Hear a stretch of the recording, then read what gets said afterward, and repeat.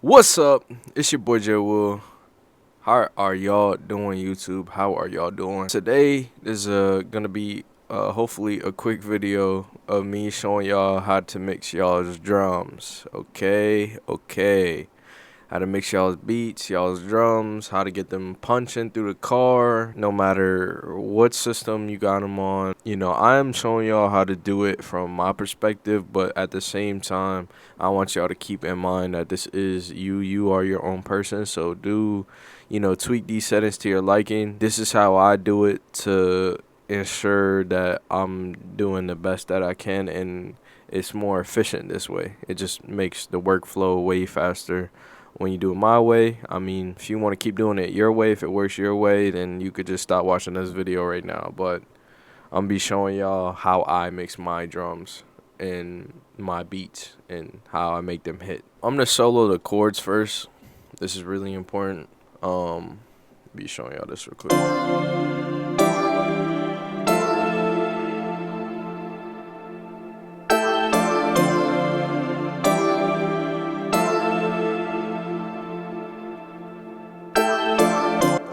So right there, you could see that I got some reverb on it. I always send my reverb and delay to another track, so I got it at about negative 7.9 decibels at 67%. This is the type of reverb I got on it. It's a Renaissance reverberator from waves.com. Super great plugin. And then I got it followed up by RQ6 with a high pass and a low pass filter. And then I just have it connected. Gives it some space. This is what it sounds like without it.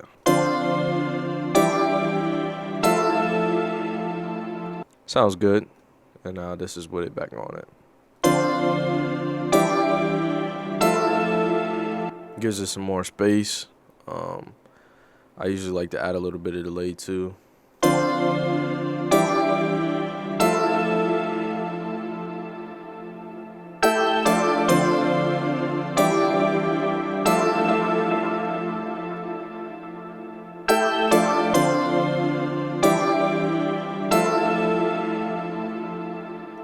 For the chords, I'm going to turn this down about to -6.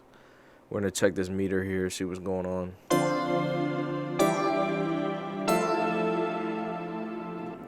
Just FYI, I usually turn everything down to like anywhere from -6 dB to -20 dB. Just depends on what it is exactly, but I'm going to be showing y'all how I do it again. You could do it however you want to do it or tweak these settings. I'm just showing y'all how to get them to hit in any situation possible.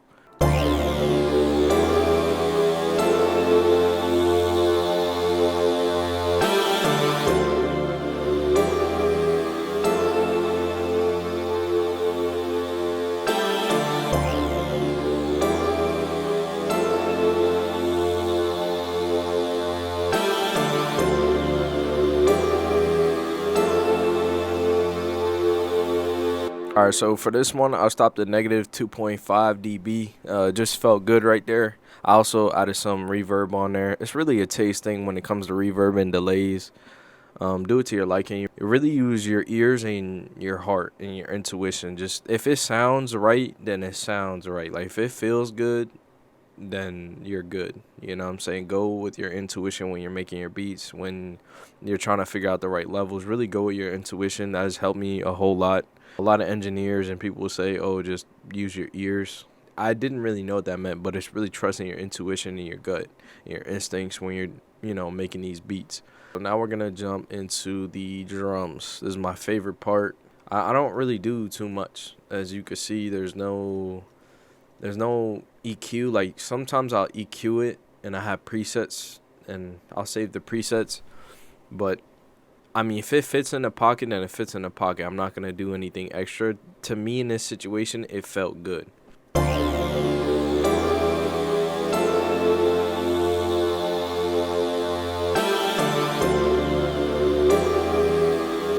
Maybe on this pad, I could show y'all a little bit of what to do here. So Usually I'll roll off some low end just so that when the 808 and the kick come in, it's not clashing with this. So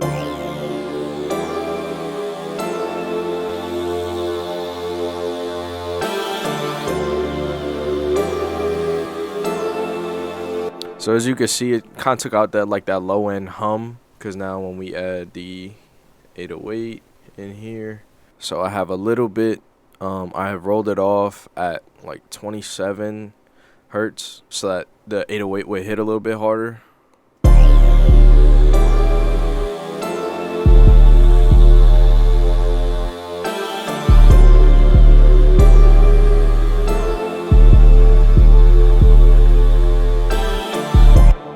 Alright, so and then I added a soft clipper in here. I'm gonna show y'all. I put the post gain all the way up, and then threshold I just left it where it was at.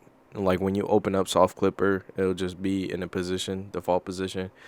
You just leave it right there, and just make sure that post gain is all the way up.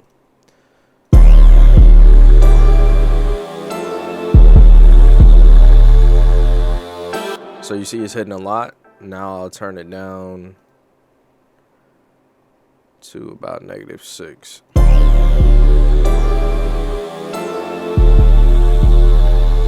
You really want to make sure that your level here is not going above this level over here where you have your chords and your pads. So I'm gonna turn this down to my liking.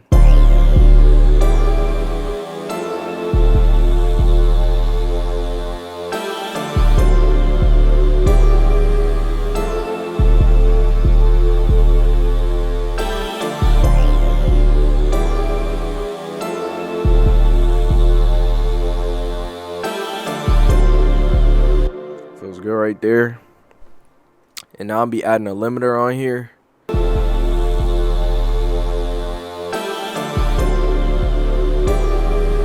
So when I opened up this limiter here, I went to the compression, turned down the threshold to -1.3 dB. It's really the taste, but around that area should be good. Turn the ratio all the way up, 20:1. Left the knee at 0, attack all the way down, release at 248.22, sustain at 1, release at 50, noise gain is 0, threshold is 0. This just makes it hit a little bit louder, and it really sits in that pocket. So now what I have to do is I have to gain stage the 808 back up.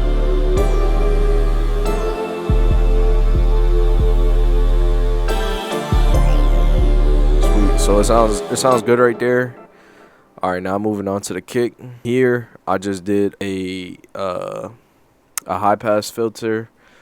I had turned some of the lows up around 125 hertz, 125 hertz. Just turned those lows up by about 5 dB. Turned it up about 5 dB just so that kick really hits. This is it without it. So FYI, when you're making these beats, your kick, you're going to want to make sure that it's the same as the 808, and you want to make sure that it's in key. Whatever key that your 808 is in is what you want your kick in, because you're going to want it to hit on the same note. You don't want it to be on a different note.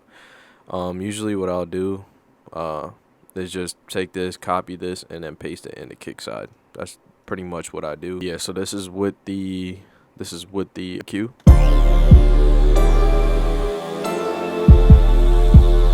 You really want to make sure that your kick is hitting way harder than your 808, because when you're in the car, you really hear the rumble after the kick, but you want to make sure that the kick is hitting hard. Like, you want the car next to you to be hearing this kick. Like, you want them to be like, yo, what are they listening to?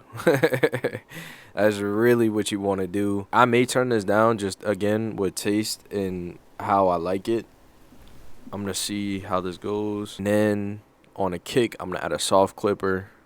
I turn the post gain all the way up and the threshold all the way down. All the way down. So post all the way up, threshold all the way down.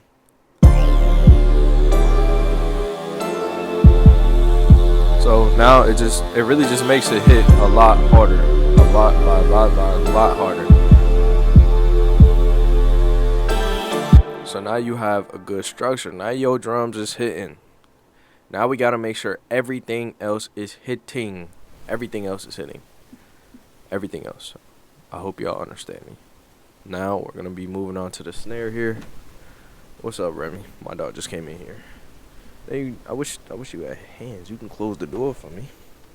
Okay, now with the snare, I'll add a EQ in here, a high pass filter on here again. I didn't really boost anything. I just cut it to about 500 something hertz, 500 hertz, 600 hertz. Yeah, this is what it on.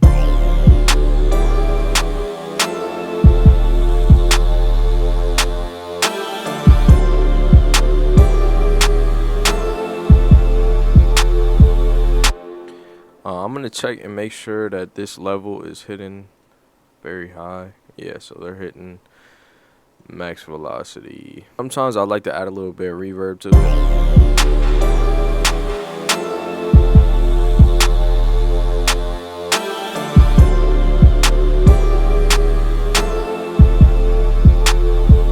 It's good right there. Sits right in that pocket.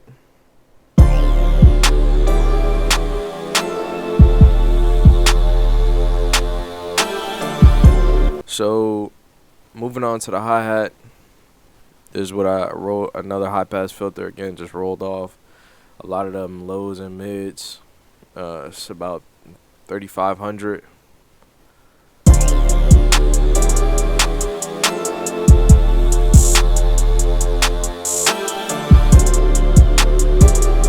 Put some reverb on there.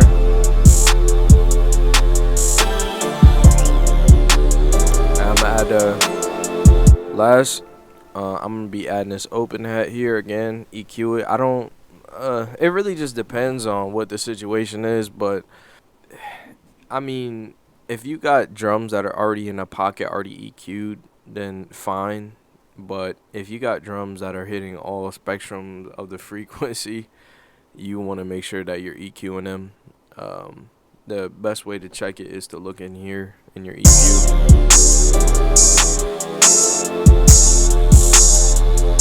So like when I get my drums from JwillDaDon, so he already did a lot of the heavy lifting. So as you can see here, this open hat it's already EQ'd so that it's just in a high end frequency. So I really just put the EQ there just for taste and just to make sure that it's not hitting the mids or the lows. I think I have a rim in here, I'm not too sure.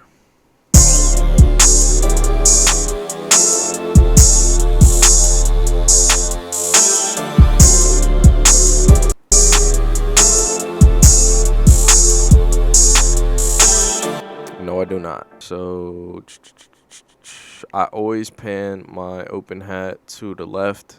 I always pan my hi-hats a little bit to the right. Same thing for the snares, a little bit to the left, just opposite of the hi-hat.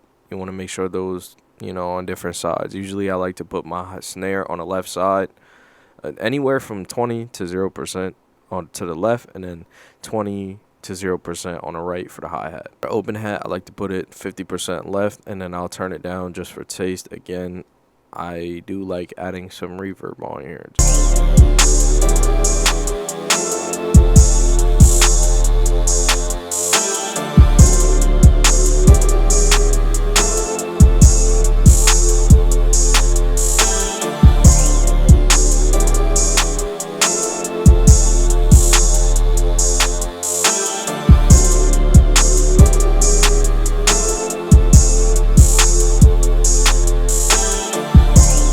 So, as you can see, that is pretty much how I mix my drums or my beats, whatever you want to say. This is how I do it. This again, I didn't want to make this super difficult, super hard for y'all to understand. It's very simple. I'm not doing no side chain compression.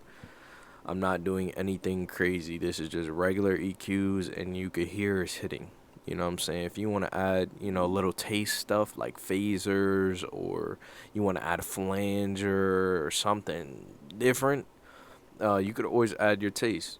You know what I'm saying? Again, I'm showing y'all how I do it. Do what's best for you and what, you want to be yourself when you're making these beats. When you're mixing them, you really want it to be how you like it. I'm just showing y'all how I get them to hit. This is how I do it. Yeah, as you can see, nothing too crazy.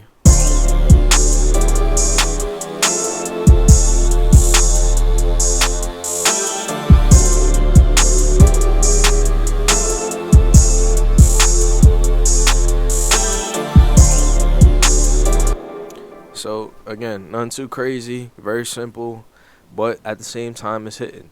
And you're like, oh my God. You know what I'm saying? Hopefully this helps y'all out. It has helped me out a lot. Soon I will be doing how to make your own templates. I love making my own templates. It's the best thing to do, especially when you're trying to be as efficient as possible. I got templates for FL Studio. I got templates for Pro Tools. It just makes your workflow way faster so that you're not thinking about arranging stuff and moving stuff around. You're really just going in there and working, getting to work. Because you wanna operate at peak performance at all times, especially when you're working with artists and other producers. You want to make sure that you're moving as efficiently, as quickly as possible. But yeah, this is pretty much it. And yeah, I'll play it for y'all.